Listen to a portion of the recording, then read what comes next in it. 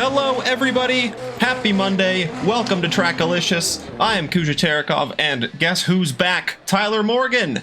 How are you doing, Tyler? I'm not doing too bad. Thank you for having me back. I needed to take a week to rest after whatever the heck Suzuka was. It honestly feels like a fever dream with how much chaos and liveries and all the stuff that happened was. But we're back now. We're back with the rookies, and it's one of my favorite tracks up next, and we'll see how the rookies handle it. Yep, let's go racing indeed. Doc Milby and our good friend Brian DeSantiago joining us here in the chat. Good to see you, Brian. Good to see you, Doc Milby. Hope you guys are doing well, and hope everybody else is having a good Monday so far. No better way to end a Monday or start your Tuesday than the Trackalicious Rookies series. Round 7 is today. Like Tyler said, it is at Watkins, Glen. I don't know if you said that. But anyway, it's at Watkins, Glen. The 11 turns, 3.45 miles separate the rookies from success. And let's head to the qualifying session out on track at the moment. This is Mach Speed in the 145 Porsche. Hopefully screen loads. There it goes. Mach Speed in the RER Porsche GT4 going through the bus stop at the moment on his outlap. Definitely a situation where Watkins Glen definitely has that like kind of flow state to it, but at the same time you can really push the boundaries because it's not like Monaco where if you push the boundaries there's a wall. So the drivers can take a little bit more headway away without destroying the car, and also we're in GT4s and so they're inherently slower than the GT3s, so they can definitely take a little bit more and give a little bit more as well. Yes, the rookie slash non-rookie of Dom Matroni. It seems things never change because at the end of the practice session he and Sam Morton were top of the timing charts, but what else is new? I see that hasn't changed in my absence. Yeah, DeSantiago, you're completely correct. It is forgiving, but it can bite back if you're not correct, especially through the boot. The walls come quick and fast. As you can see there is not a lot of grass and runoff separating the actual track limits from the walls. A lot of runoff at turn 1, but that is mostly for the NASCARs who really kind of ignore track limits altogether when they do the road courses. But not here, not tonight, not with Dom Matroni trying his best to set a valid qualifying lap. Has to keep it within the white lines or within a couple of the curb boundaries. They change from place to place. So that's why getting some practice is important, to know where you really can push the limits of the track itself. See, now I know you guys call it the boot, and I know there's a bunch of other names for it, but I can't unsee this now that I've thought about it. This is just a man. This is just a like the track layout is a man on his hands and knees. Like, because for me, the boot, which you call, is his hands. He's just on his hands and knees. I don't know if he's praying. I don't know if he's like having an existential crisis, but like the track layout for me is more of a hands and knees than a boot. Like, I can understand where the boot comes from, but like, I don't know. That's just my view of it. So as they come through as Pavlo comes through the arms, yeah, he's in an Aston GT4 finally. Oh, he's got the Team Vitality livery. I've seen that livery before. Yeah, the 47 of Pavlo. We've seen him finish on the podium before. Can he put in a good result, as Dom Matroni is going to cross the line to set the benchmark for the rookies in the first qualifying? A 54.582 is the time to beat. Pavlo running a little bit wide at the final corner, but avoiding the wall on the exit. So let's see what time he can set on the board. It's good enough for second and placed to third, with Rodriguez taking over that second place position. As long as it's not a McLaren 1, 2, 3, I think we're okay. The Aztec, as long as the Aztec gets a good spot, I'll be happy in race number 1. Shane Sullivan now coming next to the line. Is he going to set a valid lap time? He is. It's going to be good enough for P5 with a 156.3.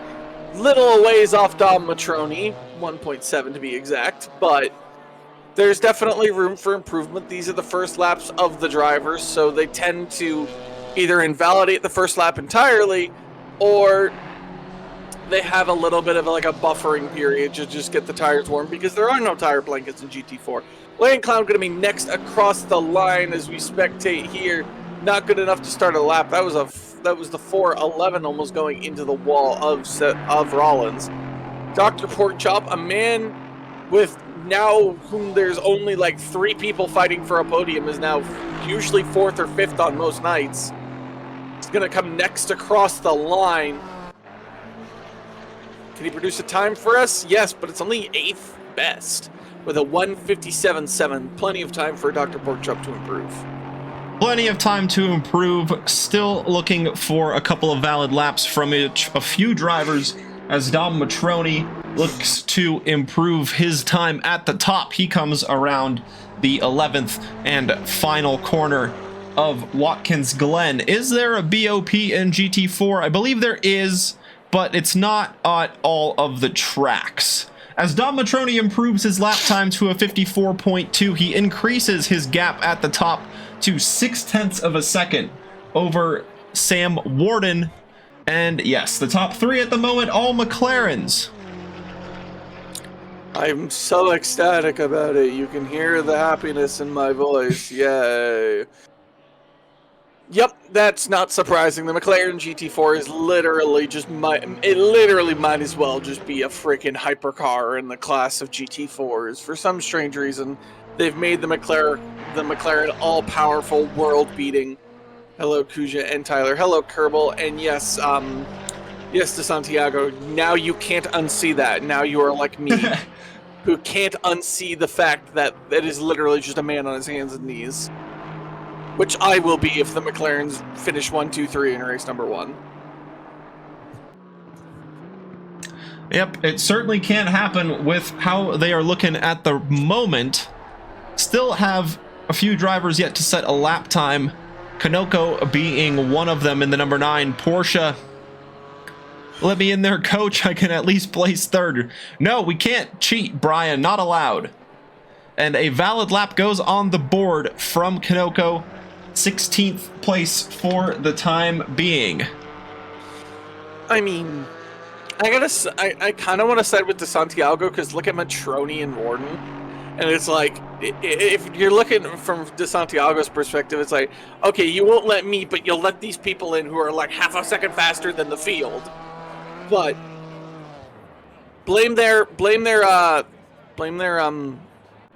SimGrid rating. Don't blame their driving style. Blame their SimGrid rating. All right, Pablo, eyes are on you right now. That's all the viewers see right now is you. Can you set a lap time that can get you onto the podium places in terms of pole position? In terms of qualifying? Yes, you can. You beat out a McLaren for P3. 9.960 behind with a 155.2.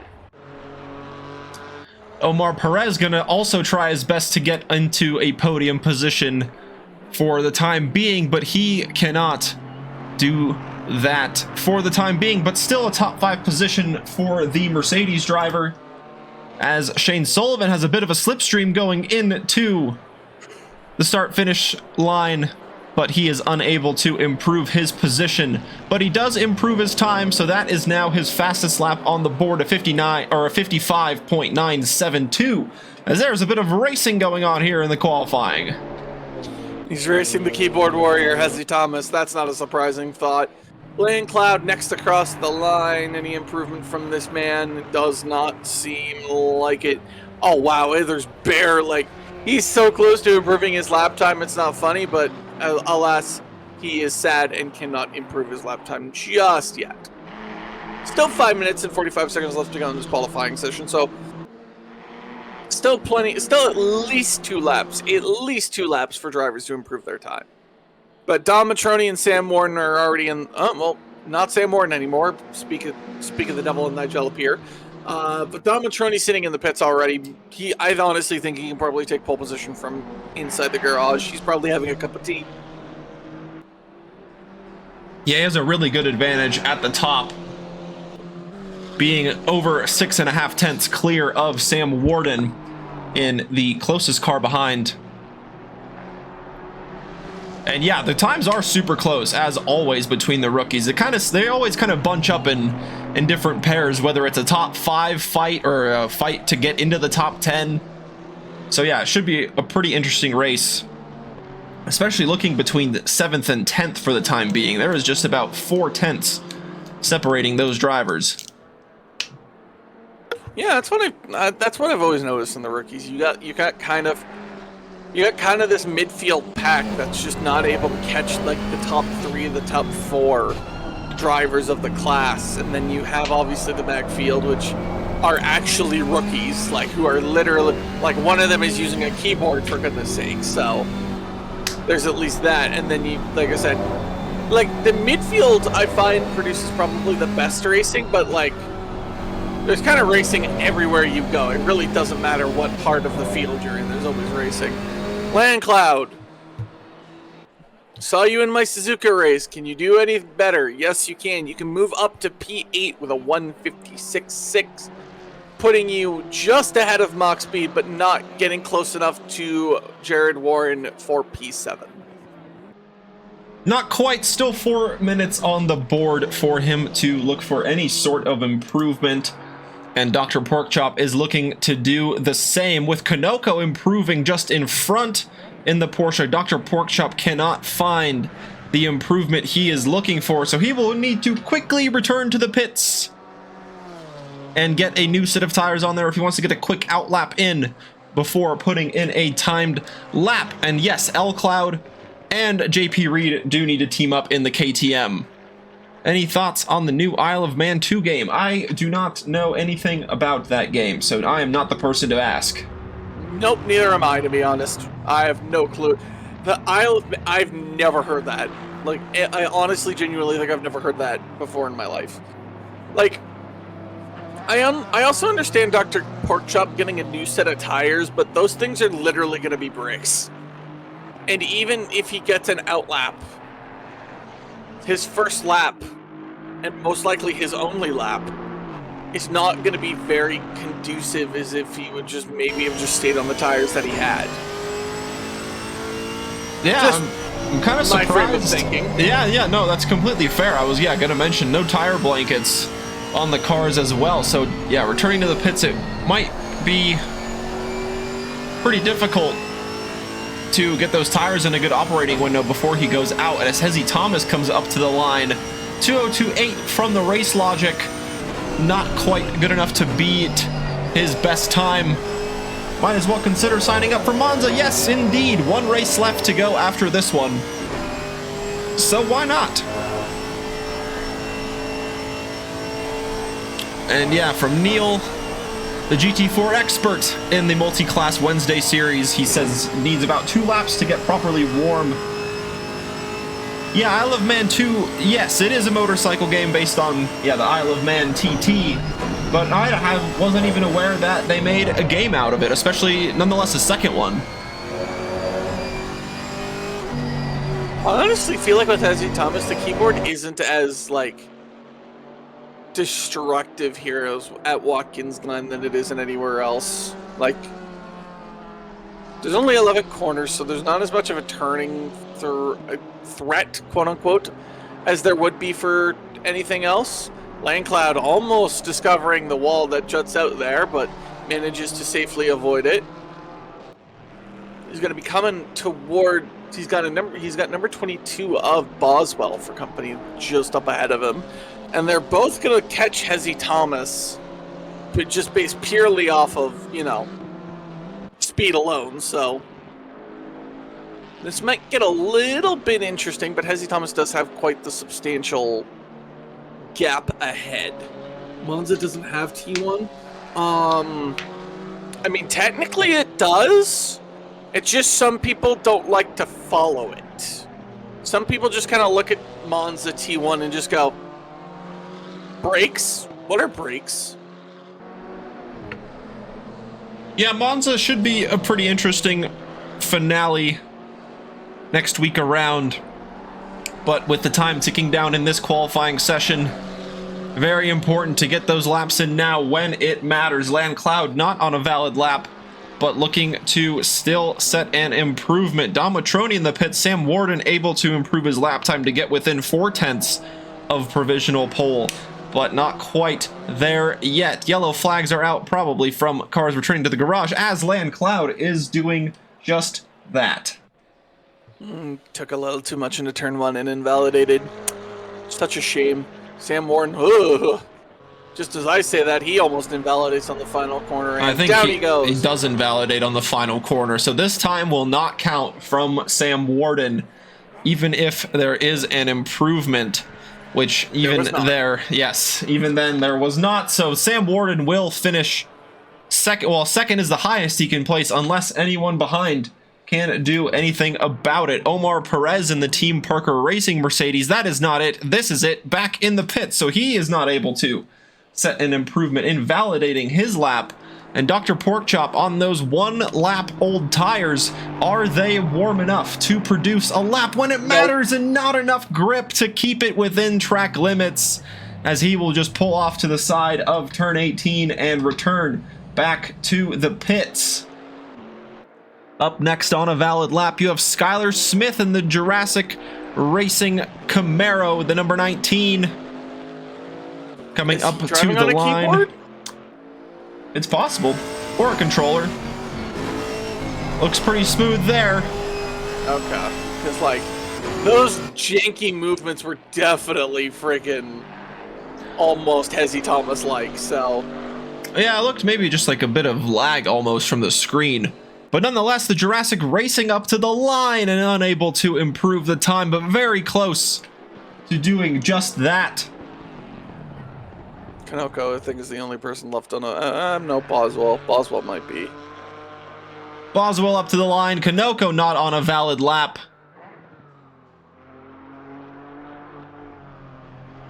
And then Hardy har. You love me, Hezzy. It's okay. We mean no harm by that.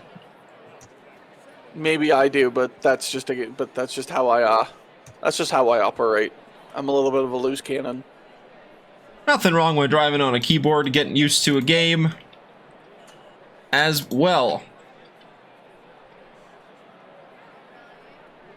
So, with the grid set for race 1, let's hand it off to Tyler to remind us of the starting order. All right, you got Dom Matroni P1, and then obviously in that Canaros Racing team, I have butchered that, and my apologies.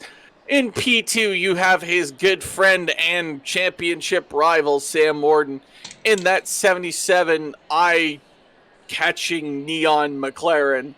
And thankfully, the man in the Academy Motorsport with the... Oh, never mind, it's not a Team Vitality rating, or logo, even though it looked like it from the side. That is Pavio Duchik in the 47 Aston GT4. I am praying for you, good sir. And in P4, you have Isaac Rodriguez in the Speed Killers Racing team. First time I think I'm seeing him on this grid, so good P4 showing for him. And then you have Omar Perez in P5 in Eric, in our wonderful boss's Eric's favorite car, the Mercedes AMG Team Parker Racing. P6, you have Shane Sullivan in the 617 Racing BMW. That is a staple here on the grid as always. Jared Warren in the Racer Motors number 28 Mercedes AMG GT4. With him on his back left side is Landcloud in the KTM Grip Runners. Number 13, P9, you have Mach Speed in the 145 RER Porsche. And rounding out the top 10, you have Dr. Porkchop, number 71 in that shop racing. He's not up there on the grid, which I would think he would be. Nicholas Woods, the Throttle Junkie Racing Team GTM. That livery actually looks quite nice, Nicholas Woods. I'll give you that. Then his partner in crime is Henry Boswell in the Knives BMW number 22, currently sitting 12th. Then you have Stephen Rollins in the PGR McLaren, currently sitting 13th, number 411.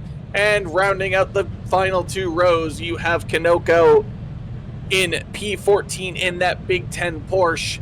With him is Hezzy Thomas in the Dog Box Racing number 59, the keyboard warrior, always holding it down. Then you have Skylar Smith in the Jurassic Racing Skylar Camaro number 19, and rounding out the back of the grid is this lonely piece of work Alpine, number 26 of Lane Vindell in the Team Speed Car Burger King sponsorship, slapping on the side of the vehicle. Heck yeah, good to see an Alpine out on the grid. Nice little nimble car. We'll see how far Lane can work through the traffic. I believe serving a qualifying ban in the first race, so it will be very interesting to see the pace of that little Alpine through as he tries to battle his way through the field. Skylar Smith just in front of him in that very neat Jurassic Racing livery with the scratches in the purple and the black. I find that livery quite cool. So apparently Kerbal now that he knows that I hate the Alpine, is just slamming the energy on Vindell, Draft Central for You could give that Alpine the slipstream of a hypercar, and that thing still won't go fast down the straight. That thing might as well literally be a brick. The solution for the Alpine is simple. You need a bump draft behind rather than a tow from in front. So if someone is nice enough to give that Alpine a bit of a bump down the straight, given that good old bump draft, I'm sure Lane would be quite happy to improve the top speed of his vehicle. As we've seen it in the past, the Alpine very, very agile through the corners, but really struggling in the straight line speed department, where Watkins Glen has quite a good bit of straight line speed sections where that speed really matters.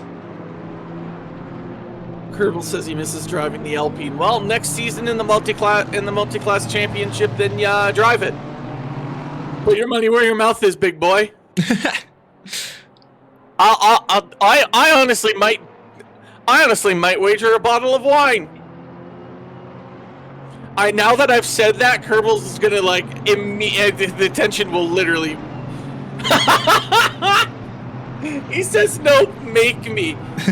You're telling me, if you can win next season's championship in an Alpine, I will buy you a what vintage? You've convinced him already. What? It depends on how much it's gonna cost me, obviously. I've created a monster. I've created a monster. Oh god. Yep, it is on for the multi-class next year. You heard it here first.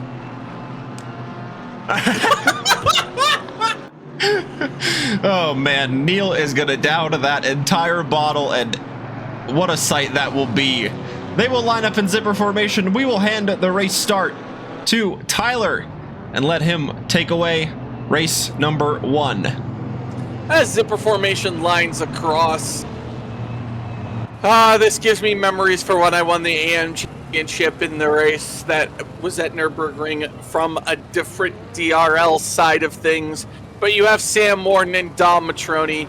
Nothing else changes here at the top. You have a few different players in the game here. You have Perez, Sullivan, Warden, Landcloud sitting behind. You have Duchik and Rodriguez fighting for the podium. The line is about halfway down this straight, so you will want to make sure you're in position. The green flag waves as they cross the line now. Here we go down to turn 1. Duchik going way up the inside of Sam Morton, but elects to back out. Sam Morton goes deep, forcing Dom Matroni to take Dom Matroni goes wide. making Sam Morton take a wider angle, but that wider angle might have allowed him to take this place. No, it's not. The inside becomes the out, and that is, I do believe, is the McLaren of Rodriguez now up to P3. And here comes the McLaren down the Watkins Glen back straight. Rodriguez looking for that slipstream, trying to get into P1, but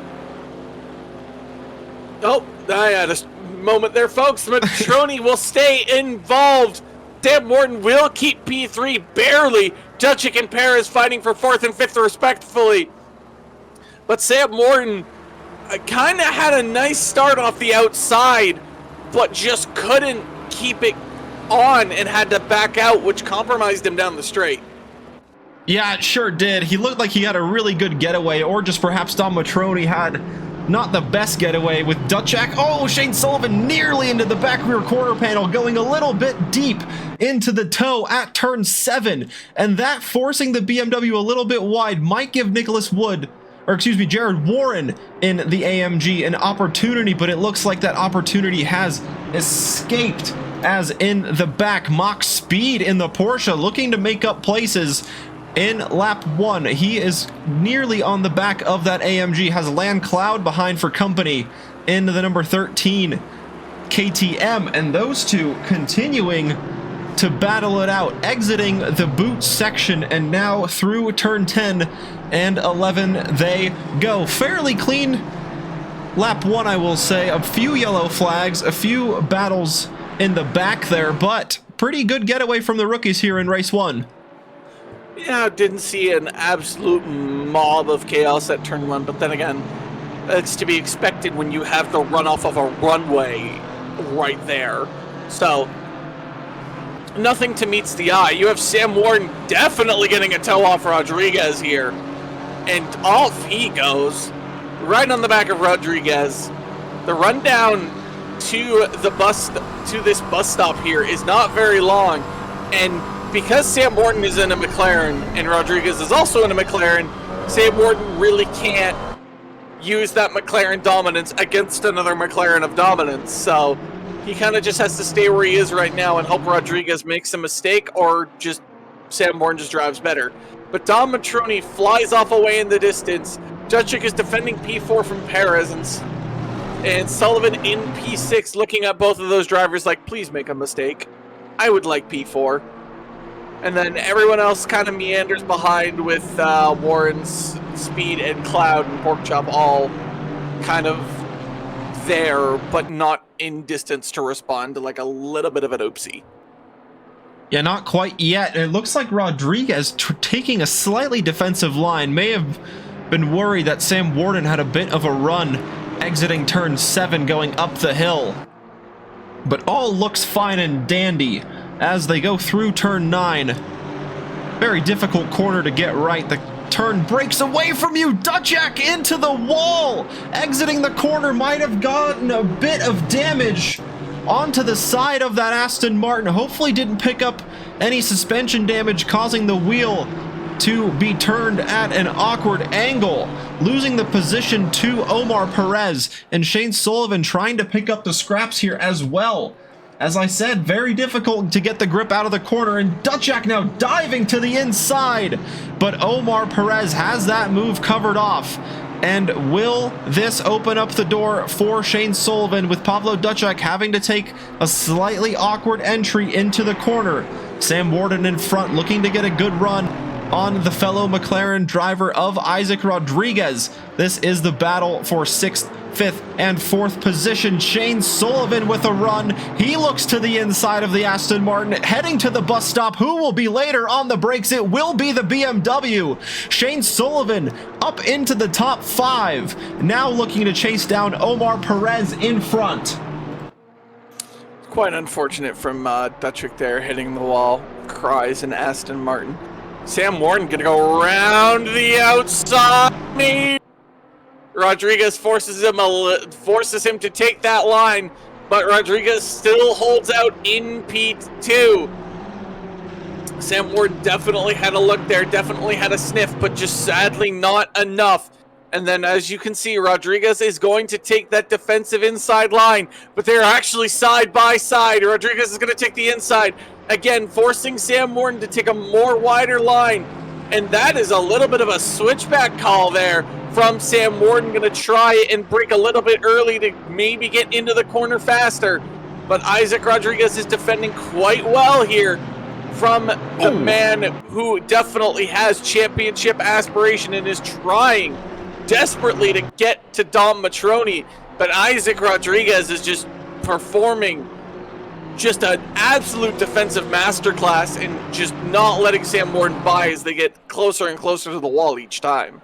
Yeah, Sam Warden nearly finding the barrier on the outside of turn 11. And like you said, Isaac Rodriguez taking that defensive line very well, not allowing Sam Warden through. This might be one of his best opportunities, though, if he gets a better exit going to the bus stop. And like you mentioned earlier, McLaren on McLaren doesn't really give him that much of a speed advantage, but getting that crucial exit out of turn 1 right, as this is pretty much flat out all the way up the hill through the S's up until the bus stop. And Rodriguez once again taking that defensive shape early on, but didn't really need to that time around, with Sam Warden not being as close as he was on the previous laps. So Sam Warden still trying to hang on to the back of Isaac Rodriguez should there be any sort of an opportunity opening up for the number 77 McLaren after starting from second place. He's definitely looking. Omar Perez is kind of getting closer and closer the longer this battle goes on, but just sadly isn't going to get enough. Warren's lost 2 places, both to Mach Speed and now Lane Cloud. So obviously he must have tagged the wall or had a bad bus stop just to get down into that position where he is now. Dr. Porkchop and Boswell are like not miles behind this group, but like not close enough to make a impression on it. As Lane Cloud wants to get Mach Speed, they've been racing this entire like 8 minutes that we've been on for, and Warren's not letting this go either. This is kind of a nice 3-way battle for 7th right now. They're all kind of within a half a second of one another as well, and that's Lane Cloud going a little bit deep before the final corner. That's going to compromise him just a slight tad bit. Warren getting a little nervous to as Lane Cloud came back on, but everything looked still legal. I don't know if Lane Cloud had 2 tires on, but it looked fine to me. As turn 1 goes around, and that is Mach Speed having an issue. That is Mach Speed going wide, and that's Jared Warren going into the... Because of the dirty air that the KTM produced, and because Mach Speed did not have a great turn 1, that is now Lane Cloud getting ahead of Mach Speed, and the KTM drives off into the distance. Off he goes into the bus stop in P7. Yeah, that AMG just kind of snapped left and right in all the directions. Unfortunate there for Jared Warren, like you saw, going into the wall ever so slightly. It didn't look like it was that much damage. Not much worse than the contact that Duchak had. So hopefully Warren is able to keep that AMG in a strong top 10 position for the remainder of the race. God, Sam Warden is just unrelenting to Rodriguez. Rodriguez just keeping that car planted in the middle of the track. Sam Warden trying again this switchback maneuver, and that's Rodriguez going wide. That's going to allow Sam Warden a little bit more of an opportunity as Rodriguez defends the inside again. Sam Warden goes side, and they're going to go side by side, but it looks like Sam Warden has finally gotten this move done, much to the happiness of him. Rodriguez finally makes a mistake, finally starts driving in his mirrors, and that's allowed Sam Warden to get this overtake done, finally. Boom, what did I tell you indeed? Yeah, Sam Warden for the longest time was trying that switchback maneuver, but then just hung it around the outside of that very tricky turn number 9 and got the power down before the braking zone of turn 10 was even there. But now it is very crucial for him to drive cleanly for the remainder of the race. We are, like the race director said, we are halfway through. So Sam Warden has just under 10 minutes now to chase down Dom Matroni, who has a 5.5 second gap to this battling duo of McLarens of Sam Warden and now Isaac Rodriguez sitting in third place after getting the early jump from lap 1.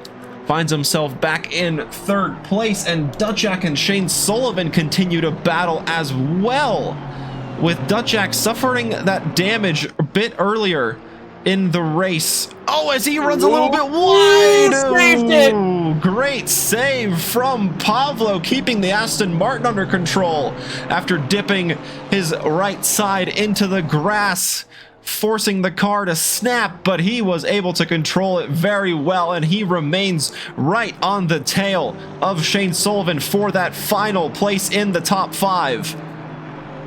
And that is what, and this is not the sponsored save of it, but that is the Aston Martin save so far of the day. And that is a switchback by Pablo. That is freaking beautiful. Shane Sullivan's not going to let that go too easy, as they are going to go side by side, front wheel and back wheel.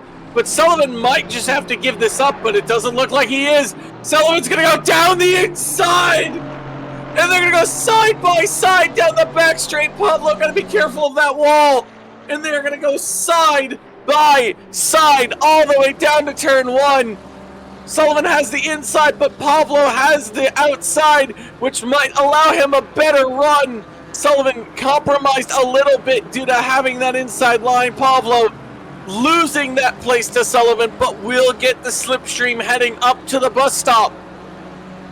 Crucially, if he can get side by side, if he can get that inside line ahead of Sullivan, maybe he's got the chance, but it doesn't look like that Aston is close enough to make a move that would be safe for either driver. So Pablo's got to wait and wait again to see if he can get Sullivan. The switchback was absolutely beautiful, but just Sullivan wouldn't let it go, and his persistence pays off, and it gets back that P5 back. Yeah, just a slight little mistake from Shane Sullivan defending the inside, running a little bit deep, opening the door for Pablo, nearly doing the same there, going through turn 6 and up to turn 7. Defending the inside is Shane Sullivan, trying to go as late on the brakes as he possibly can, and a bit of a drift from the Aston Martin won't help him stay close to the bumper of the BMW.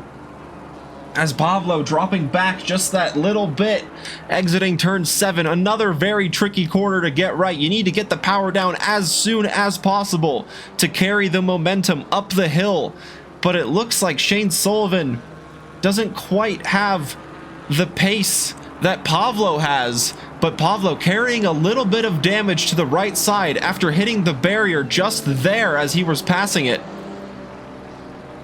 So hopefully Pablo is able to continue this pace despite that little bit of damage and continue this absolutely epic battle for that final position in the top 5. Shane Sullivan hanging on for the time being, just over 6 minutes left. Yeah, he's going to have to defend for quite a bit here. The number 22 has brought out the yellow flag. I do believe he's in the pits, but like, if he's in the pits, but he's brought out the yellow flag, something tells me he might have been this, he might get DQ'd. Something just has that in my brain. But Pablo right now still chasing Sullivan, not getting any sort of help from the slipstream, it looks like. So he's going to have to get Sullivan by sheer willpower alone, as this Aston is trying so desperately to will itself into this top 5 position. As you can see, a little bit of front end damage on that Aston Martin, not too much though, just enough to make it noticeable. This is the closest honest battle we have right now, as you have Vindel and Hezi Thomas kind of looking at each other like they're kind of crazy, but Hezi Thomas so far looks to be winning out that battle just fine.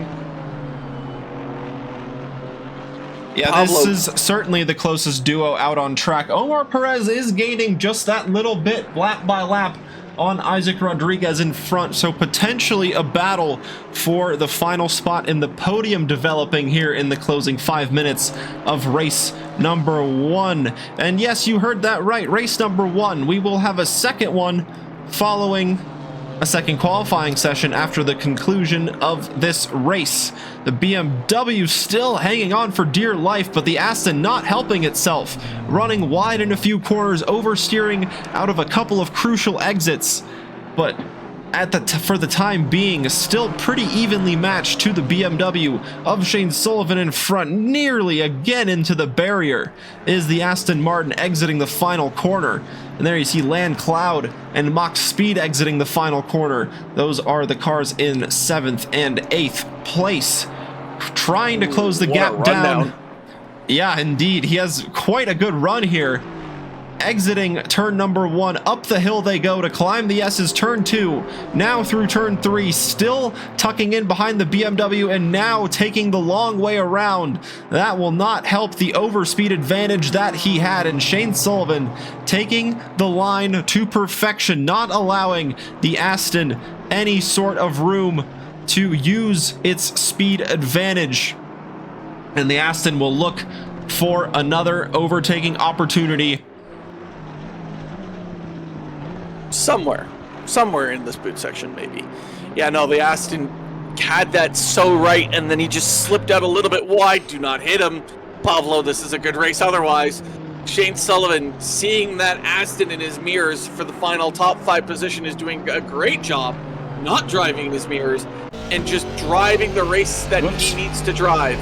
And that is Omar Parra. Oh, I was about to say it. Now we have Pablo's POV of the BMW, that BMW logo on the back of the car.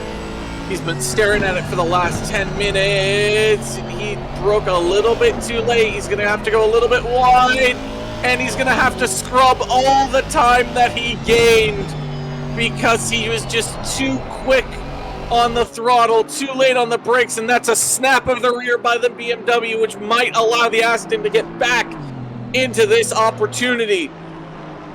And that is again Pablo going way wide, just trying to just extract every possible second that he can. He's willing to do anything possible to get that top 5 finish, including kind of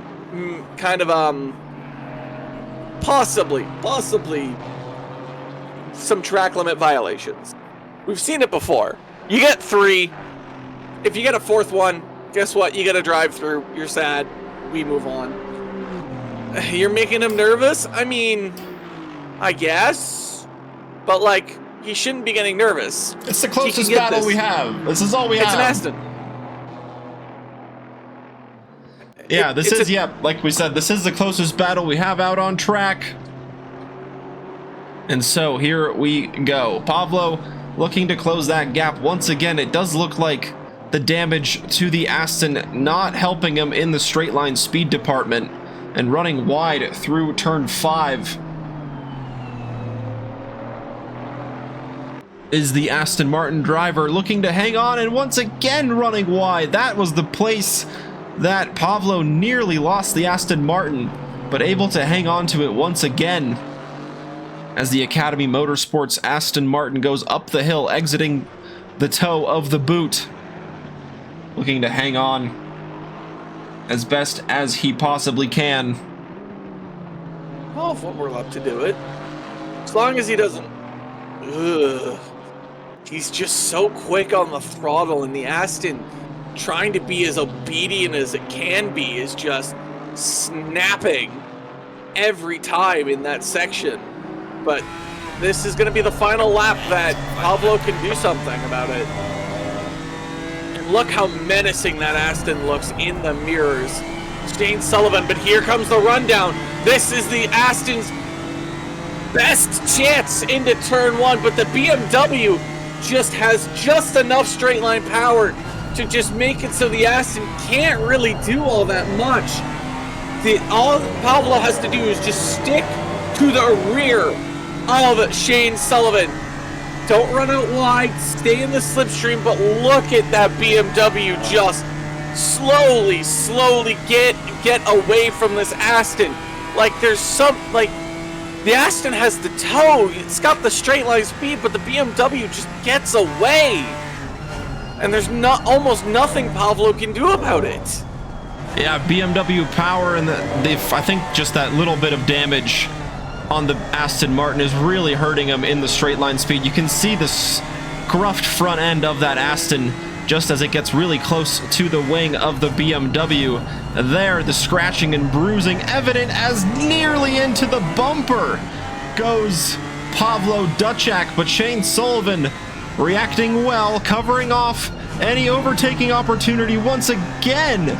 Nearly a collision front to back between the two drivers battling for the top 5, and just a few good overtaking opportunities left for the Aston Martin to try and sneak into that top 5 position. And Shane Sullivan, I'd try to switch back here. He really might try it. And Shane Sullivan just parking it on the apex, covering off that line very well. Dom Matroni up to the line to take the win. Congratulations, Mr. Dom, taking P1 in race number 1. Sam Warden across the line in second, Rodriguez in third, Perez in fourth, and here is the battle for 5th and 6th. It will go the way of the BMW. Shane Sullivan defending for his life in the final 15 minutes pretty much of the race from Pavlo Duchak in 6th across the line. Then Lan Cloud in 7th, Mach Speed in 8th. Jared Warren nearly back on the back, or nearly back past the Porsche driver. He will finish 9th. Dr. Porkchop rounds out the top 10. Nicholas Woods in the AMG will be next in the number 33. We got 3 AMGs in a row in 9th, 10th, and 11th place.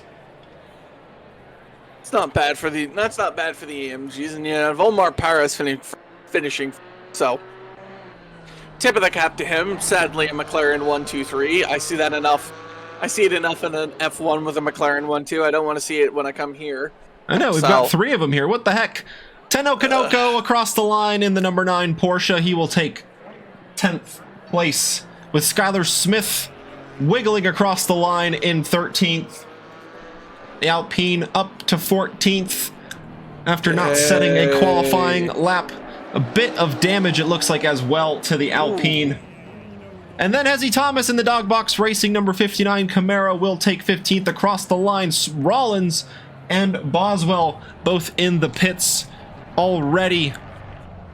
And so that will be the race completed.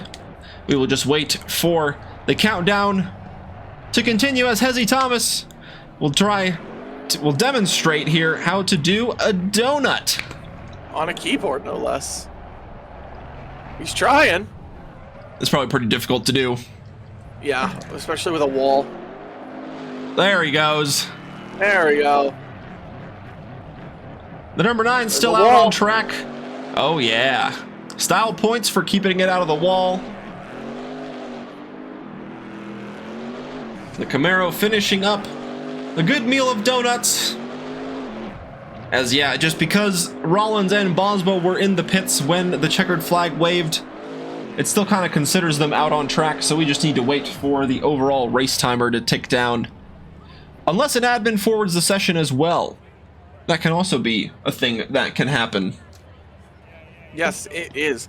However, that is going to be the end of my time, at least for today. I got some other stuff I have to do and get ready for a season opener of a different race. So, again, thank you so much all for having me. It's nice coming in and doing a race and then absolutely bowing out. You still got Kuja for race number 2 and qualifying number 2. So, thank you, everyone, and stay around to watch the stream as Kuja broadcasts, hopefully, what's going to be chaos in race 2. We hope there is chaos, but in the good sense, of course. We don't like to see any sort of violence, but like good bumper-to-bumper racing, as Shane Sullivan and Duchak demonstrated throughout the last 10 minutes of race number 1. That we are super happy to see here at Trackalicious. The rookies knowing how to go side by side is crucial when battling for position. Dom Matroni didn't really have to do much of that after turn number 1 and 2. He led off from the start and didn't really look back. Had Sam Worden challenging him for a little bit at the beginning, but that was soon vanished by Isaac Rodriguez also getting by. Then Sam Worden and Isaac had a really good battle. Eventually, Sam Worden was able to get through and take that second place position. But in the end, it was a McLaren 1, 2, 3, with Perez finishing in 4th in the AMG, then Shane Sullivan in 5th in that 617 teal BMW. Dutchak 6th, Landcloud 7th, Mach Speed 8th, Warren 9th. And Dr. Porkchop rounded out the top 10. We've got the green light for the next qualifying session. 15 minutes for the drivers to try and improve on their qualifying order from the last time around. And now perhaps with a bit more familiarity of the track, drivers know where to push the limits even more after having that 20-minute race under their belts. Hope everybody's having a good night so far. Hope you're enjoying the action. One qualifying and race under our belts. One more to go. And in the traditional Dom Matroni fashion, he is out on track nice and early, looking to get those quick laps in right at the start, as we saw him do in the previous session.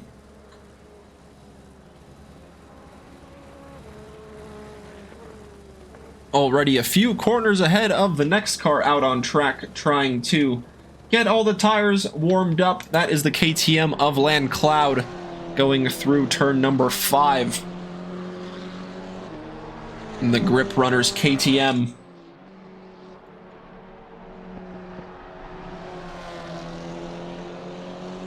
Do I predict a similar finish of 1, 2, 3 McLarens? I think in the qualifying it will be, but I think during the race, Dutchak and Perez certainly showed that they have good race pace to at least keep up with the McLarens. So if Dutchak is able to avoid some of that front end damage to the Aston Martin, it will benefit a little bit in that straight line speed department down the very large back straight here at Watkins Glen. And yeah, certainly that top 5 battle was pretty close, I will say though. Dom Matroni had a good jump early on because the other McLarens were battling for so long. That really slowed both of their pace down. And yeah, that will be my prediction. What's your prediction, Neil? Let's hear your guys' predictions. Oh, thanks Turn 1 Sim Race Lounge with the raid. Welcome viewers, hope you guys had a good stream. Welcome to round 7 of the GT4 rookies here at Trackalicious. This is the penultimate round, race 2 happening here. This is the qualifying for that race. No times on the board yet. We've got a couple of drivers on their first flying laps, Landcloud being one of them, and then the 411 behind as well of Steven Rollins in the PCR McLaren.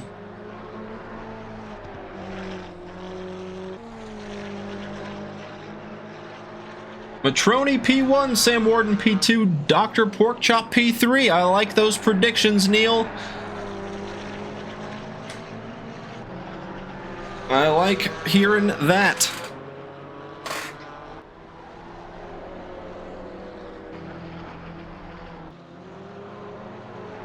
So, yep.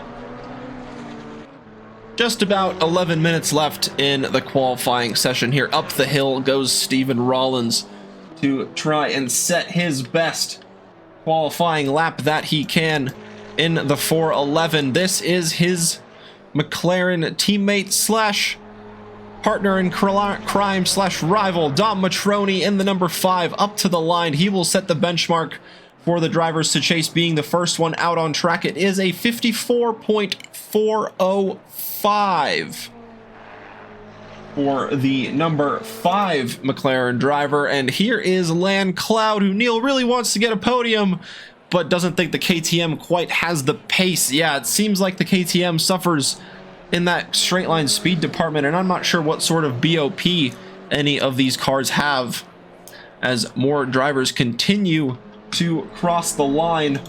You've got Shane Sullivan in second for the time being, moving Land Cloud to third, Mach Speed in fourth, Rollins in fifth. Then here Omar Perez up to the line. He will be the first AMG to set a time, or not, as he was on an invalid lap. A 1:56.1 would have put him in third place if that lap would have counted. The 77 of Sam Wardner is across the line to take second place, moving all of those drivers down. Then the 22 of Henry Boswell next to cross the line. He was out potentially, or no, he was just on an invalid lap, excuse me.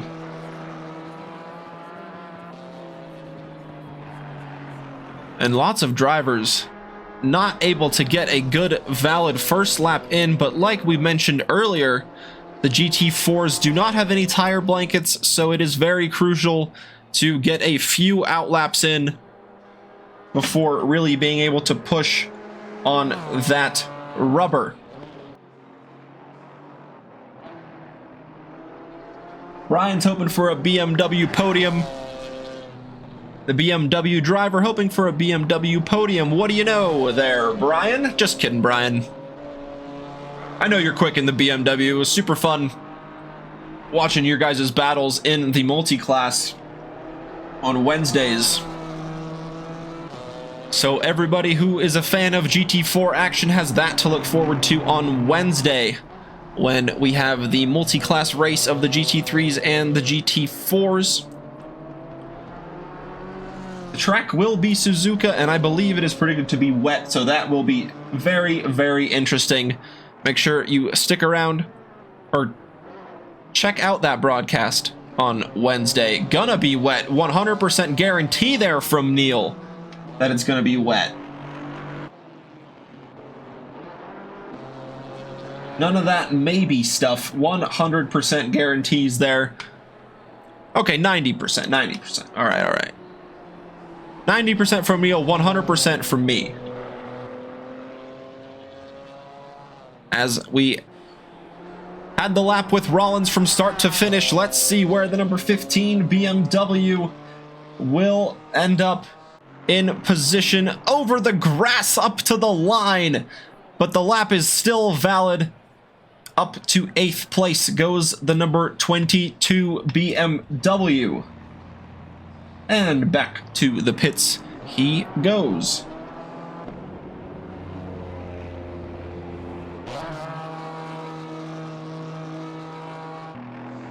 Pavlo Duchak currently sitting in 3rd place, looking to improve on his time, but not quite able to do it on that last flying lap attempt. Just about halfway through the or just over halfway through the qualifying, I should say. We have the order of Dom Matroni on top, Sam Warden in 2nd, Duchak here in 3rd, who will be returning to the pits more than likely. Shane Sullivan in 4th, Omar Perez 5th, Land Cloud 6th, Mach Speed up to 7th, Henry Boswell 8th, Stephen Rollins in 9th, but looking to improve. Keeps it out of the wall on the final corner, down to the line. Can he improve? He can. He gets past Henry Boswell, gets within a second of Mach Speed in 7th place. And so good improvement there from Stephen Rollins on that last flying lap attempt. So Henry Boswell then in 9th. Nicholas Woods, the next driver with a valid lap on the board, as he looks to also improve his time and his position.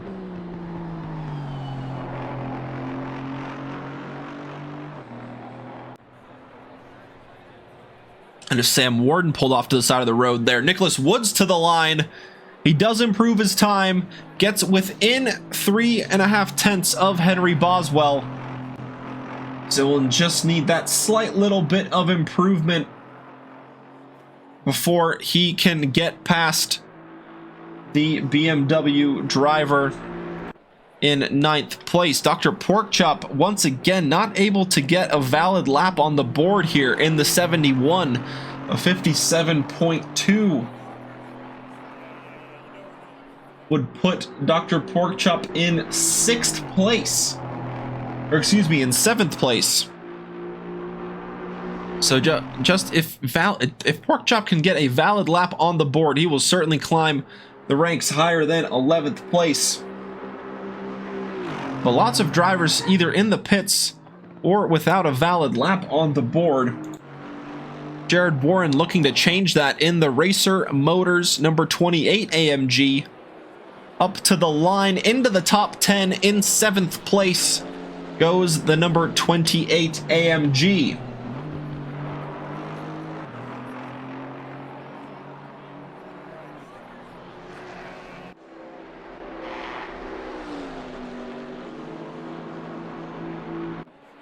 Mach Speed looking for an improvement coming up to the line, and the 145 Porsche isn't able to get it on that lap. 4.5 minutes remaining in the session. Should be about 2 or 3 laps, depending on when drivers cross that start-finish line. And we have quite a bit of drivers in the pits. Isaac Rodriguez still in the pits, Vindel and Kanoko. All 3 in the pits. Hezzy Thomas and Skylar Smith. No valid laps on the board for the time being, as nearly into the wall there. It looked like on the inside of the corner was Skylar Smith.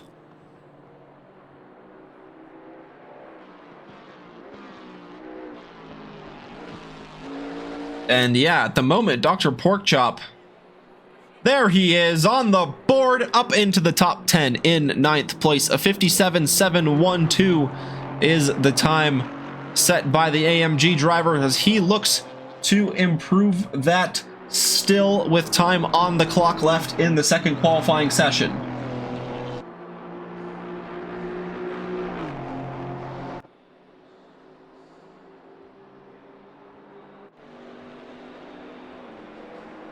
Hezzy Thomas now goes through turn 10, now just the final corner left for the number 59 Camaro. Can he get a time on the board? He can. He's up to 19th, or excuse me, 13th place. I don't know why I thought 19th there. Excuse me.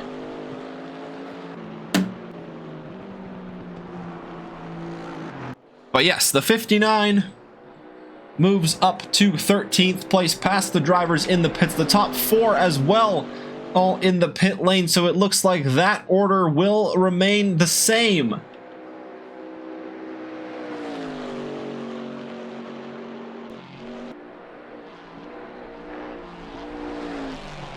So can the second Camaro find a lap to put on the board in the number 19 Jurassic Racing Camaro?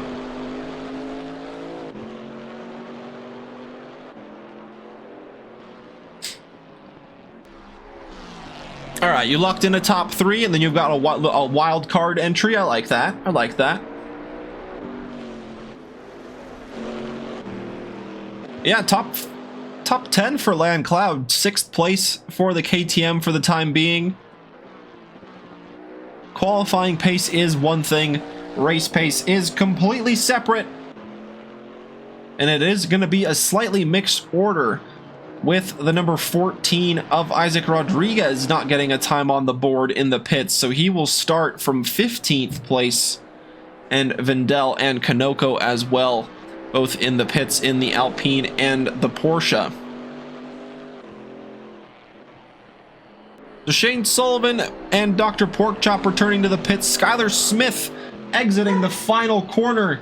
Can he get a lap on the board? No, he cannot. A 2:08 would have been the time on the board. But still, because he crossed the line with a minute left, He still has time to set a valid lap in the number 19 Jurassic Racing Camaro.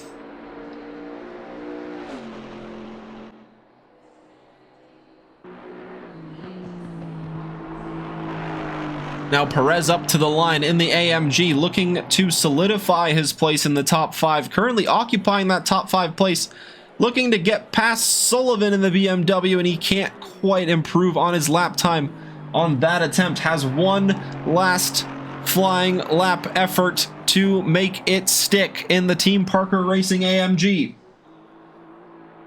Up the hill he climbs through the S's. Got the 22 of Henry Boswell in the Knives Racing BMW running wide, exiting turn number 9, and he will return back to the pits. That is the session done for the 22 BMW.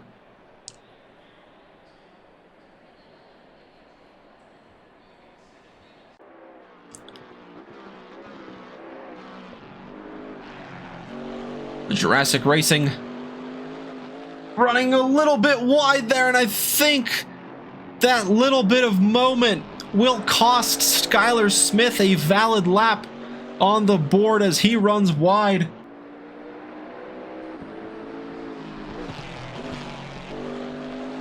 Through turn number 8. And back to the pits goes the Jurassic Racing number 19. Unable to get that lap on the board. Perez trying to get a time past Shane Sullivan or Pavlo Duchek in front even. With Hezzy Thomas and Land Cloud both up to the line. Hezzy Thomas in 13th, Land Cloud just outside the top 5 in 6th place. Can Omar Perez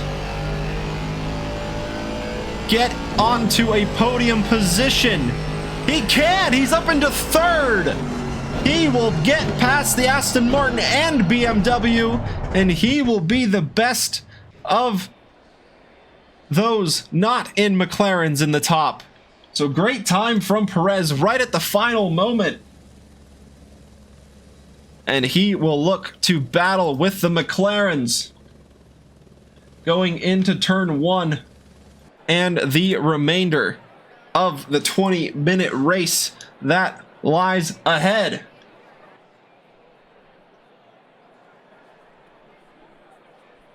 Excuse me, folks, need a quick sip of tea here. Just me in the studio now.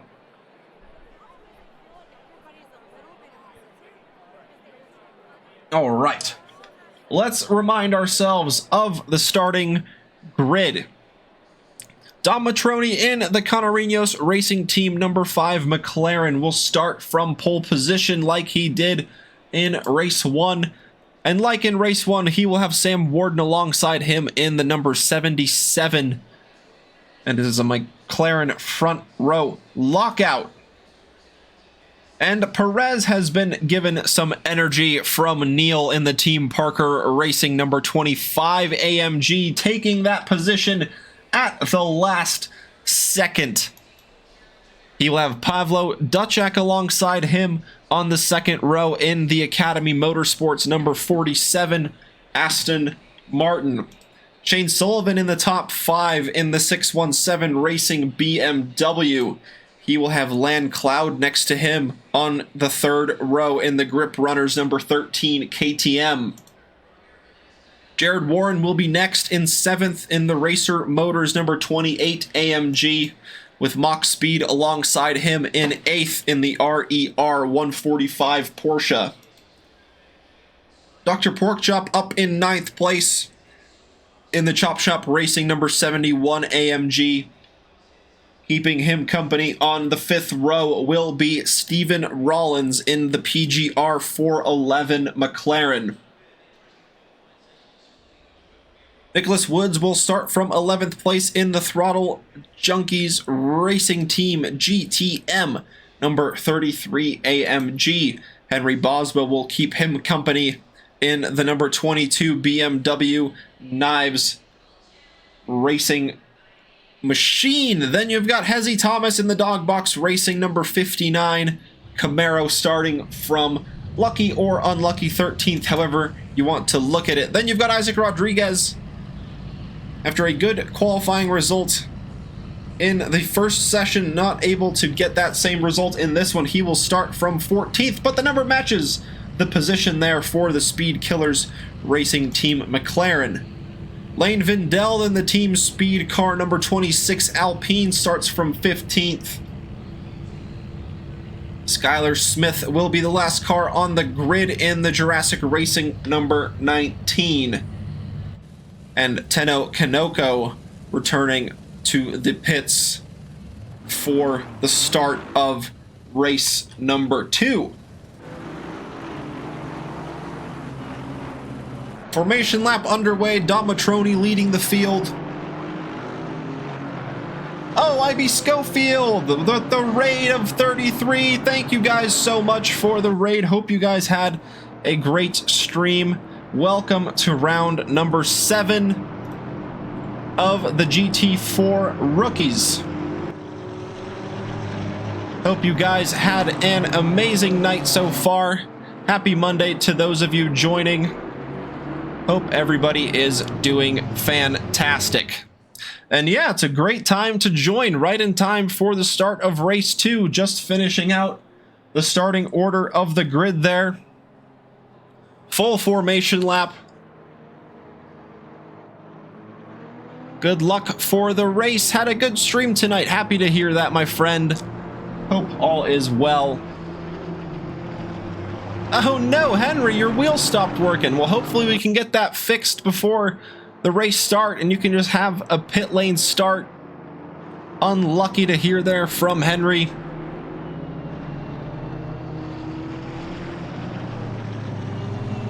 And Dom Matroni leading the field. Like we mentioned all night long, no tire warmers in the GT4s. Very crucial to get the tire temperature and pressure up on this outlap. As Dom Matroni desperately weaving left to right to generate that friction to get the heat into the rubber.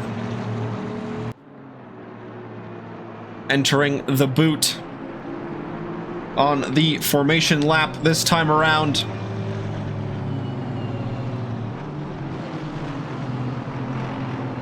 Sam Warden behind will look to finish closer than they did in race 1. I believe about 5 seconds was the gap from Matroni to Sam Warden, but perhaps Matroni just knows the way around Watkins Glen just that slight bit better than Warden in the number 77.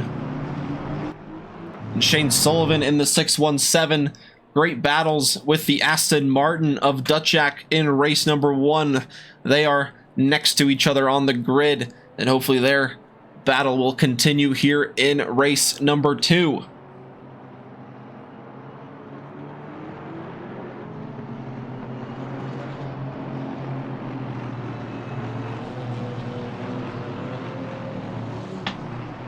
And so with that, we have a few corners left in the formation lap for any last minute preparations that the drivers may need to do on the cars, any traction control, any brake bias adjustments.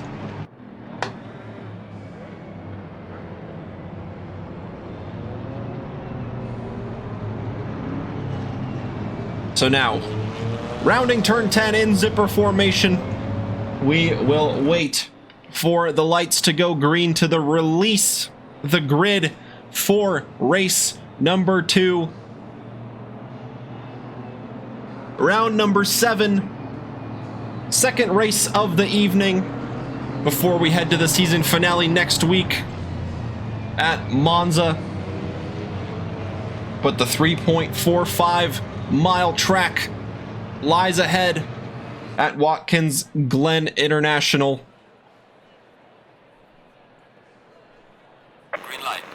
And the green flag waves. The McLarens are off from the front row, side by side. Sam Warden looks like he got the better start, already ahead of Dom Matroni into turn 1. And Sam Warden gets the jump early on in the race. Shane Sullivan looking to the inside. of Pavlo Duchak, but the inside quickly turns to the outside at the S's, and Jared Warren, great start, already past the KTM of Land Cloud on the bumper of Shane Sullivan as he looks to get past the Aston Martin in front. He has a look to the inside of the bus stop. They're side by side. The AMG forced a little bit wide. Same with the KTM. Dr. Porkchop sneaking on through. He will take 7th. Shane Sullivan hanging on to 5th. He was able to get back in front of the AMG. We have the 19 and the number 9 back out on track. In the back of the field there, quick yellow flag. So lots to go down, or lots to go over in lap 1 there. With Isaac Rodriguez making up a good number of places from the start. Already up to 9th is the number 14 McLaren, as he has Land Cloud in front of him in 8th place. So how high will Isaac Rodriguez climb after not getting a time on the board in the second race, or in the second qualifying, I should say? Dr. Porkchop all over the back of fellow AMG driver Jared Warren, but he doesn't want to battle too hard, and he doesn't need to, because Warren runs a little bit wide, makes it an easy pass for Dr. Porkchop, but Land Cloud having a tougher time of it, going side by side through turn number 10 and into turn 11. Isaac Rodriguez having a look of up the inside of the KTM, but Land Cloud has the grip to hold it around the outside. Go, go, go. Porkchop is the call from Neil, and the late send from Isaac Rodriguez pushing the KTM wide.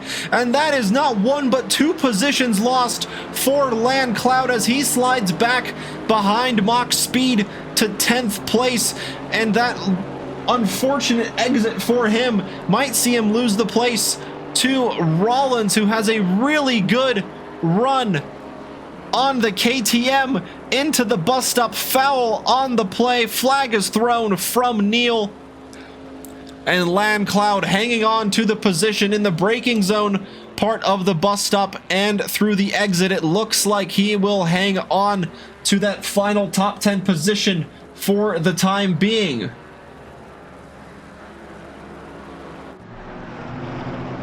Mach Speed on the back of Isaac Rodriguez after he himself got the position on Land Cloud down the inside, losing a little bit of speed in the process, allowing the Porsche to gain a little bit down the straight, but the McLaren top speed advantage really evident there, as he was just able to run away without any sort of doubt, with the Porsche catching him. And these two battling cars will try to catch up to Jared Warren, and the Porsche just trying to hang on to the back as best as possible to get the easy overtake done when there is an overtaking opportunity ahead. A battle for the final place of the podium, picking up Pavlo Duchak, getting closer and closer to Omar Perez. The gap about half a second between the Aston Martin and the AMG, currently occupying the final podium position, and Dom Matroni as well gaining on Sam Warden in front for the race lead.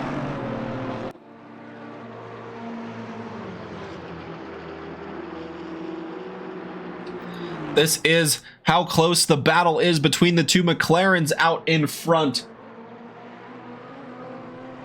with Sam Warden trying to hang on as Dom Matroni getting right on the bumper of the McLaren for the lead of the race. This is what it looks like from the tail of the lead car. Sam Warden trying to get the power down as best as he can, exiting the toe. Or no, not the toe, the chute, excuse me, turn number 6. And there is once again Dom Matroni getting right on the bumper in the braking zone, but Sam Warden able to keep the position on the turn exits, and a very crucial one at that, exiting turn number 7 up the hill, using all of the engine braking available to him before getting the early upshift and opening a window up the inside just that little bit. Dom Matroni thinking about having a look, but the corner always going the favor of Sam Warden in the lead for the time being.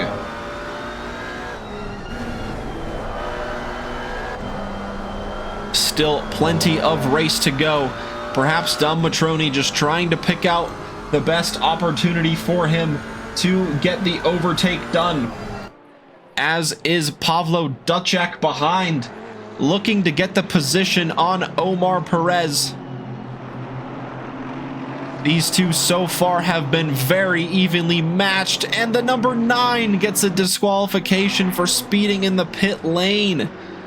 Omar Perez taking the racing line, forcing the Aston Martin the long way around, and that is usually never helpful when going uphill at the S's. You want to stay behind the car as best as you possibly can, all the way up until the hill section.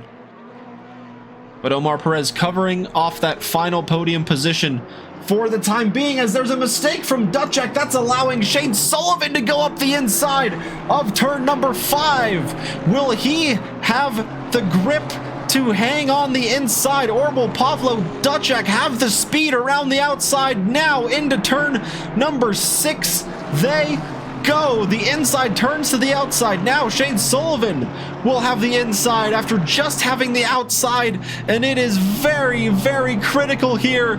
Who gets the better exit up the hill? Will it be the Aston? It will be the BMW. Taking the position from the Aston Martin, Shane Sullivan up to 4th place. And there's been a change for the lead. Dom Matroni now in front. Let's see if we can take a look what happened. It's kind of the same move that the Aston Martin was trying to go for, hanging it around the outside. But this time, Dom Matroni forcing Sam Warden to the inside, gets an absolutely late lunge. And Sam Warden perhaps just taking a slightly earlier braking point than he thought, not able to see the braking points on the left-hand side, being blinded by the yellow McLaren in the way. But that is how Dom Matroni got the race lead. And so Shane Sullivan, after getting that position on the previous lap, will look in front to get Omar Perez, but has Pavlo Ducek for company behind still with a fresh car. No damage yet, or not yet, excuse me, I don't want to imply that, but no damage on Pavlo Ducek's car in the race. Dr. Porkchop under heavy pressure from the McLaren behind in the number 14. To the inside goes the McLaren. Porkchop covering off the outside, and that's the Isaac Rodriguez going off. The McLaren just snapping on him, but it looks like he kept it out of the wall there. And let's see if we can take a replay. Oh, not quite far enough, but he was very, very tactful there, avoiding the barrier as he will slide behind Landcloud, and all of that early work undone as the McLaren will go back into 9th place behind Landcloud.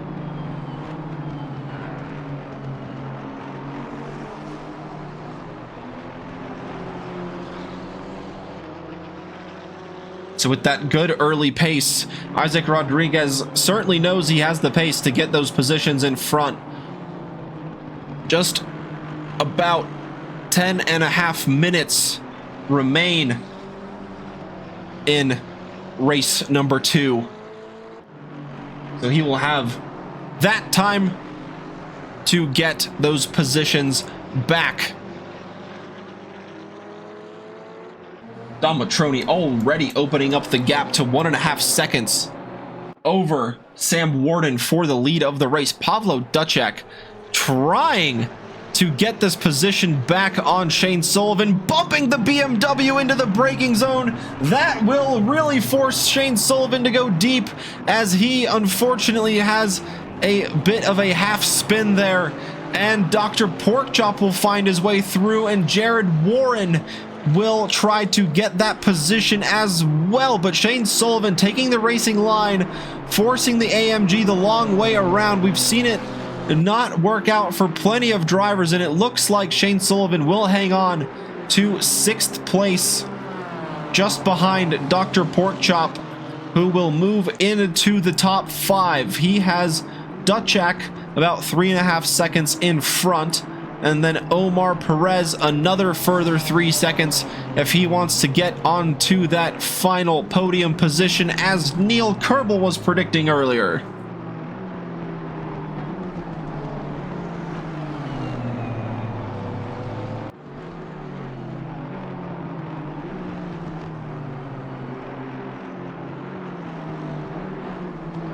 So now Jared Warren on the tail of Shane Sullivan after that bit of a bump from the Aston Martin going into the braking zone of turn 1.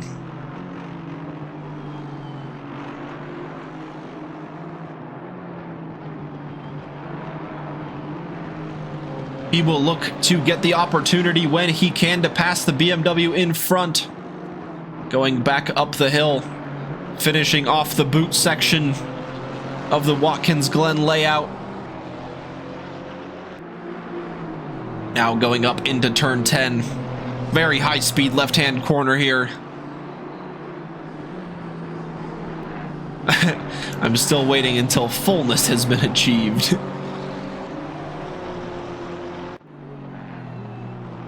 So Warden and Matroni effectively opening the gap to Perez. About 6 seconds is the gap from the two McLarens to the AMG driver currently in 3rd place.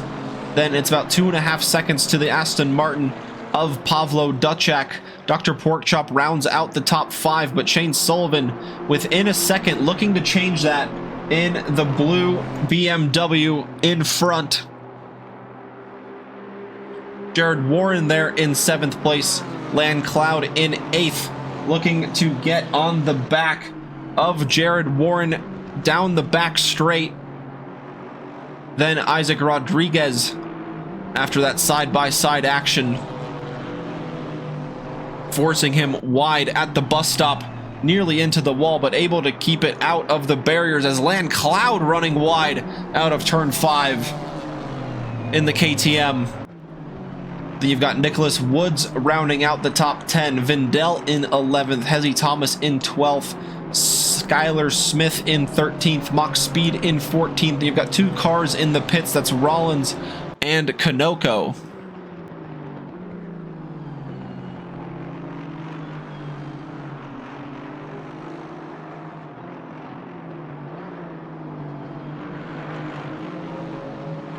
So after that slight moment earlier on, Lan Cloud running wide, Isaac Rodriguez will look to pounce on this opportunity and pounces, or oh my goodness, can't speak today, and he does pounce indeed past the KTM up to 8th place.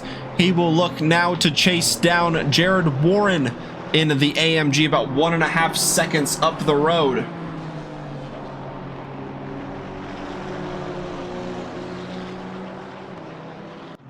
Pounce they do.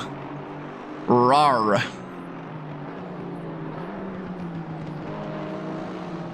Or something like that. So Isaac Rodriguez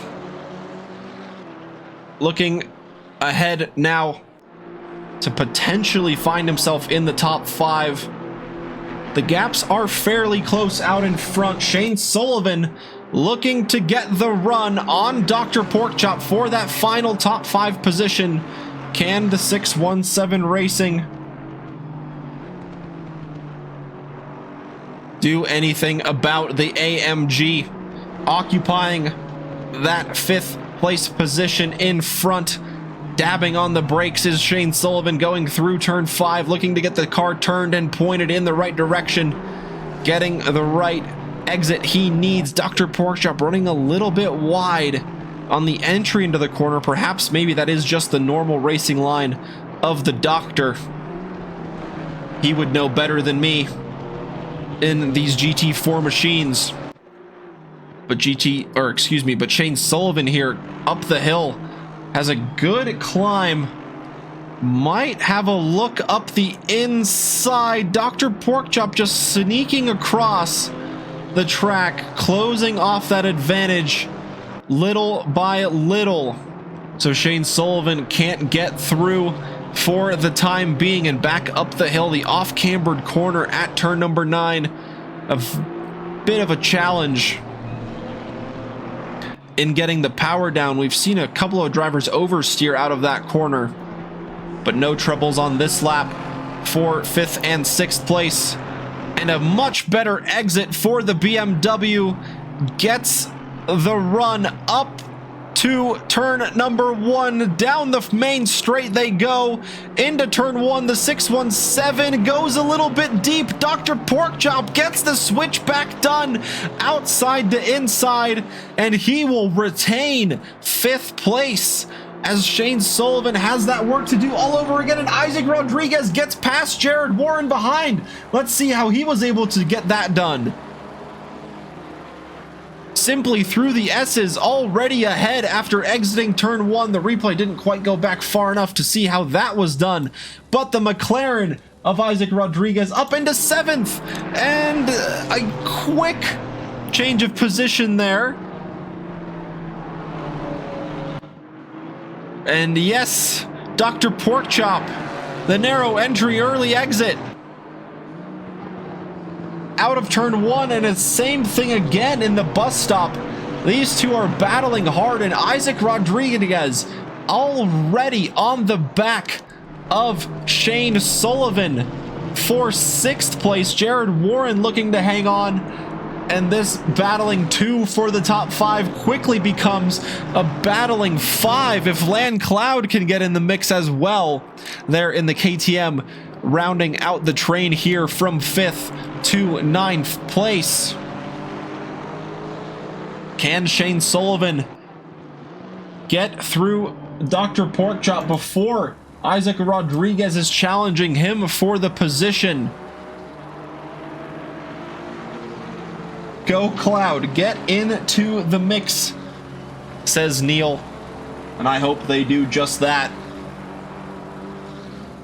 In the closing 2.5 minutes of the race, can the drivers do anything to change the current grid order? Dr. Porkchop hanging on to that final top 5 position from Shane Sullivan. Isaac Rodriguez in 7th, then Jared Warren running wide out of turn 1. That might give Land Cloud a good look running up the hill, as Shane Sullivan has a really good look up the hill, looking to go to the inside of the bus stop for the first part, side by side, bumping between the two, and Shane Sullivan sneaks through. Dr. Porkchop onto the grass, will hang on to at least 6th place for the time being from the fast-charging McLaren of Isaac Rodriguez, who will have to wait for another opportunity to try and get past 6th place. Dr. Porkchop with that late braking, looking to chop back into turn number 6.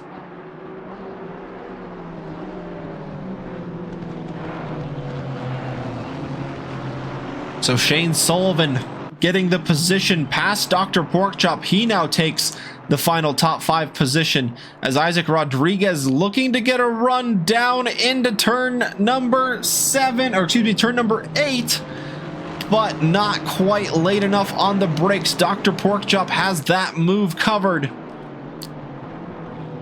Leaders on final lap now. And there you hear the message from the race director that Dom Matroni, the race leader, is on the final lap. After 10 laps, this will be the 11th and final lap of round number 7. Race 2, Jared Warren running a little bit wide on the exit of turn 10. Isaac Rodriguez trying to get the run on the doctor. Flashing the lights, telling him he might be sending it here, or just a little bit of a distraction for the doctor. As he exits turn 1, Rodriguez running a little bit wider. There's a little bit of contact between the two, as Dr. Porkchop taking that wide line into turn 2. Not giving the slipstream behind, and Land Cloud getting past Jared Warren for the time being, but will the AMG fight back? He will. Into the bus stop, gets the move done in the early part, but coming out of the final phase of the bus stop, Landcloud had that slight little bit of an advantage. Can he keep the grip around the outside of turn 5 to keep the position? Isaac Rodriguez down the inside of Dr. Porkchop. There's a bit of contact, a little bit of sideways action from the McLaren as Dr. Porkchop hanging on to the position, and Jared Warren gets past the KTM for 8th place behind Action Everywhere on track. But Dom Matroni, once again, as he did in race 1, he will do the repeat in race 2 and take the win in the number 5 McLaren. Sam Warden with a repeat 2nd place across the line. It's a 1-2 McLaren finish, but the action is behind with Jared Warren covering off the KTM, or trying his best to. Omar Perez across the line to take P3. Congrats to him on that podium finish, as Isaac Rodriguez not able to get the position past Dr. Porkchop. Dutchak finishing 4th. Shane Sullivan across the line there in 5th. Porkchop in 6th. Isaac Rodriguez in 7th. Jared Warren hanging on to 8th place. Landcloud in 9th.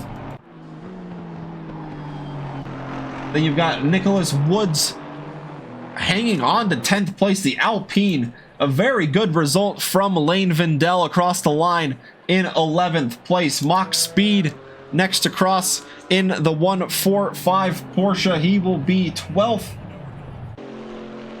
Then you've got Hezzy Thomas in the 59. Last but not least, taking the checkered flag in 13th place. Skylar Smith finishing in the pits, as well as Tenno Kanoko. That is a wrap on round number 7 as the drivers do their donuts. That is Nicholas Woods in the 33 AMG. Hezzy Thomas joining him for some delicious donut action. Nicholas Woods completing his donuts. Hezzy Thomas just starting his. So we'll repeat the finishing order one more time. You've got Dom Matroni in 1st, Sam Warden in 2nd, Omar Perez in 3rd, Dutchak in 4th, Shane Sullivan 5th, Dr. Porkchop 6th, Isaac Rodriguez in 7th, Jared Warren in 8th, Landcloud 9th, Nicholas Woods 10th, Lane Vindell 11th, Mach Speed 12th, Hezzy Thomas in 13th place, Skylar Smith 14th, then Tenny Kanoko in 15th place. As always, we'd love to invite our podium sitters into the green room for a quick chat to see how their race went down. With the donuts being completed, let's take it back to our lovely studio here at Trackalicious. We will see if anybody wants to join us. Sam Warden is in. Hello, Sam. How are you doing this evening? Congrats on the podium finishes. Hey, thank you. I'm good. How are you? Oh, I can't complain. It's always a good way to start off the week on a Monday here at Trackalicious. Seeing all of you guys race brings a smile to my face every single week. How was it there? You got a pretty good start in both of the races, it looked like, but not quite able to hang on to that win. Yeah, Dom Matroni, awesome drive today. Double 1st place, class of the field. Yeah, he was just outpacing me by quite a lot in both races. I got the jump on him in both. I got jumped by Isaac Rodriguez, I think it was, in the first race too. That was a fun little fight I had with him. But yeah, good starts, and then Dom was just too fast, super fast. Yeah, he certainly seemed to have the pace today.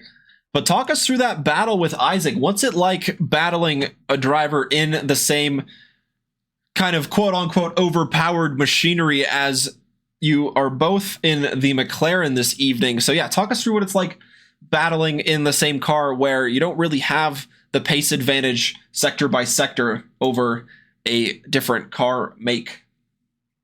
Yeah, Isaac is a super fast driver, so it was tough, and I think I had maybe a couple tenths on him on most of the laps, and there was a couple times I got pretty close, but I really didn't want to have an incident, and because I wanted to get some points for this race, and I knew Dom was going to get double first places, so I was like, I got to put some points on the board. So yeah, it was tough, and I got lucky. I think Isaac just made a couple little mistakes there on some corner exits, and I was able to get by him there. I don't know what the section of the track is, but a couple turns before the front straight. So yeah, it was a fun battle. Yeah, it certainly was. And yeah, talk us through the battle with Dom in race 2. You kind of held it off for a little bit, but couldn't quite see the move on camera. The replay couldn't quite catch up to us. So talk us through that move from your perspective. Yeah, so Dom was all over me. He was just faster, and I was holding him up, and I was playing defense, and I was barely keeping in front of him. He got real close and had a few looks and got really close to me a couple times, and then honestly, I felt kind of bad because I was holding him up, and I knew he was faster, but I wasn't going to give it to him, and I just missed my braking point. I just braked one flag too early on, I can't remember the name of the turn, just after the boot section, and or actually it might have been part of the boot section, the end of the boot, and yeah, he hit it bang on and just went right by me, and then after he got past me with clean air, he was just super fast. Yeah, I couldn't catch him. Yeah. Yeah, but one race left to go in the championship. How are you feeling going into Monza to close out the season? Monza should be fun. I'm looking forward to it. Monza's always fun. I think everybody in ACC spends an inordinate amount of time at Monza. I think there's a running joke about that. So I've got a ton of laps on Monza. The first chicane there is going to be interesting. So it should be a good time, and I'm sure Dom will be fast there. So it'll be tight. Yeah, it's been a fun season watching all of you guys race so far, and to close it out on such a tight chicane at Monza, it will certainly be fun to see how everybody has progressed. It's been a very clean start pretty much every time in all the races so far that we've been having, so praying for the best at the chaos that turn 1 at Monza usually brings us. But yeah, congrats again on the podium finish this evening. Thanks for joining us for a quick chat, and we'll catch you next week. Thanks for having me. See you next week. Thanks to Sam for joining us, and thank you all for watching along here with us on your Monday evening, Tuesday morning, wherever you may be joining us from. Happy to have you here in the GT4 Rookies season on Mondays. We've got the season finale next week. Make sure to join us for Monza. Then on Wednesday this week, we've got the multi-class GT3 and GT4 championship to look forward to. That will be at a Wet and Wild Suzuka. Neil is saying 90% wet, 8% mixed, 2% dry. So that will certainly be something to look forward to for all of the drivers and fans alike. Thursday, we've got the iRacing League in their multi-class championship. Then you've got the Sunday GT3 championship as well. No worries, Dom. No sweat. Congrats on the absolutely astounding pace in P1. Both races in P1 both races 1 and 2 getting the P1 finish. Getting everything all sorts of confused there. But yes, well done to you, Dom. Looking forward to the battling that Monza will bring. And it's been a super tight championship all season long between the two of you. Sam is a great driver and wanted to thank him for pushing us to the limit and improving our racing. That is a great message, Dom. And that is really a good message to all drivers. Find yourself a good partner to push each other and get faster that way. Trackalicious is a great place for that, and the rookies showing that in the race this evening. Thank you even more for being here, Dom. We really couldn't put it on without you and all of the other drivers joining us this evening. And congrats to you, Nicholas Woods, getting that top 10 right at the end there, celebrating with the donuts.